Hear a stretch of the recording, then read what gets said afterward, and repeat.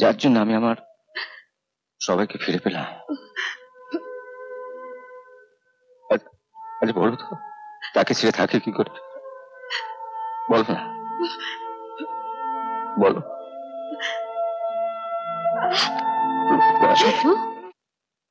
এখনো চিকিৎসা চলছে নাকি? কি লিখছিলে? কিছু না তো। কিছু তো একটা লিখছিলে। তেমন কিছু না। নইলে আমাকে দেখে লুকোবে কেন? আরে আরে বললাম তো কিছু না। ইন্দিরা দেবী, পুরুলিয়াতে আসার আগে আপনাকে কথা দিয়ে এসেছিলাম, শতদল বাবু ভালো হয়ে গেলে আপনাকে খবর দেবো। তাই তুমি কি সত্যি আমাকে এখান থেকে চলে যেতে বলছো? তুমি কি সত্যি তাই চাও?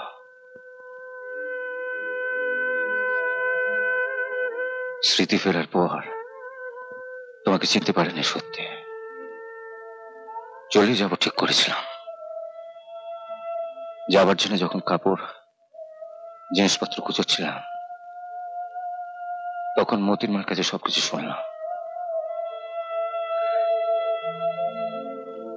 যাকে মন প্রাণ দিয়ে ভালোবাসতাম, সেই ইন্দিরা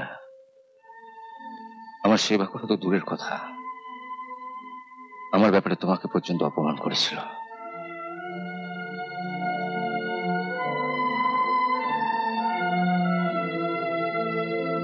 আবার শুনলাম তুমি তোমার বাবা মার সঙ্গে ঝগড়া করে বাড়ি ঘর তো ছেড়ে আমাকে নিয়ে এখানে চলে এসছো। দিনরাত শুধু আমারই সেবা করছো। আমি একজন ডাক্তার, সেবা করাই তো আমার ধর্ম। আর তাছাড়া আমার ক্ষণিকের ভুলের জন্যই তো তুমি 3 মাস ধরে যে ভুলটা শুধরোলে, সেটাই আবার করতে চাইছো কেন?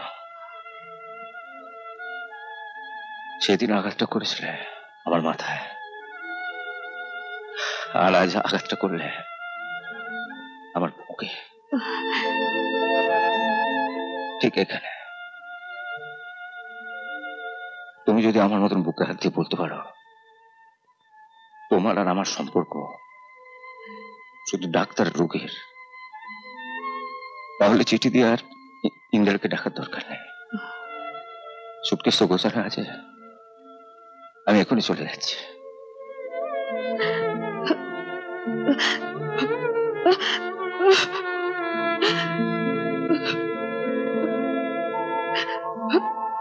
তোমার জন্য আমি আমার বাবা মা বোনকে ফিরে পেলাম, যার জন্য আমি আমার সবাইকে ফিরে পেলাম। আজ বলো তো, তাকে ছেড়ে থাকে কি করে? বলো না, বলো।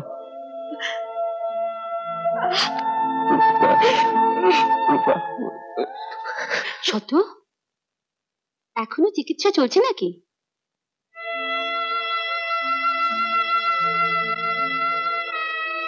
আপনি না আসার আগের দিন আমায় কথা দিয়েছিলেন শত ভালো হয়ে গেলে আমায় জানাবেন। তুমি কি করে জানলে? কাল রাত্রে হঠাৎ তোমাদের বাড়িতে গিয়ে দেখলাম ওর টেলিগ্রাম গেছে, তুমি ভালো হয়ে গেছো। তুমি বাবা মাই আসছিলেন তোমাকে নিয়ে যেতে, আমি বললাম না, আমার শতকে আমি ফিরিয়ে নিয়ে যাব। ওই ডাক্তারকে আমি বিশ্বাস করি না। এখানে আসার আগের দিন আপনি আমায় বলেছিলেন ওকে নিয়ে যে ঘর বাঁধার স্বপ্ন আমি দেখেছি তার খুঁটিটা যেন আলগা হতে না দিই, কিন্তু এখানে এসে দেখতে পাচ্ছি সেই খুঁটিটা আলগা করার জন্য আপনি প্রাণপণ চেষ্টা করছেন। একটু ভুল না হয় করেছিলাম, তাই বলে তার এত বড় সুযোগ আপনি নিচ্ছেন? আপনি না ডাক্তার। এতই যদি ভালোবাসো তো এতদিন একবার এলে না কেন? ঘরে ঢুকে যে দৃশ্যটা দেখলাম সেটা দেখার ভয়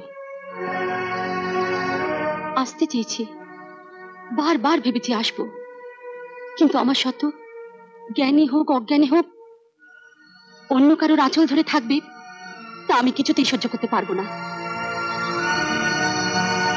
চলো শত, আমার গাড়ি বাইরে অপেক্ষা করছে। আপনি বলুন, শতর জন্য যে অতিরিক্ত পরিশ্রম আপনি করেছেন তার জন্য আপনাকে কত দিতে হবে? ওকে সম্মান জানাতে না পারো জানিও না, কিন্তু ওকে অসম্মান করো না। যেতে দিন শতদল বাবু,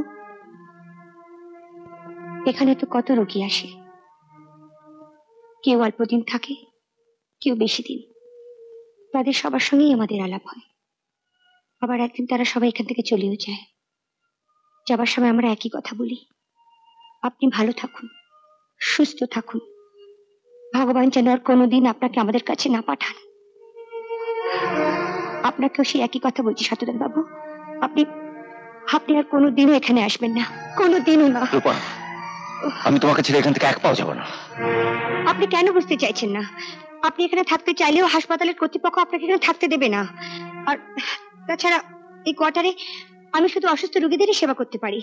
আপনি এখন পুরোপুরি সুস্থ, আপনাকে তো এখান থেকে যেতে হবেই।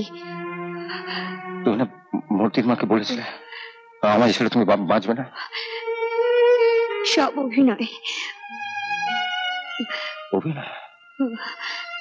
আমরা ডাক্তার, রোগীদের সুস্থ রাখার জন্য আমাদের অমন কত অভিনয় করতে হয়, মন গড়া কথা বলতে হয়। মতির মা সামান্য একটা ঝি, ওইসব কথার মানে কি বুঝবে? আপনি তাহলে শুধু ভালো ডাক্তারই নয়, ভালো অভিনেত্রী।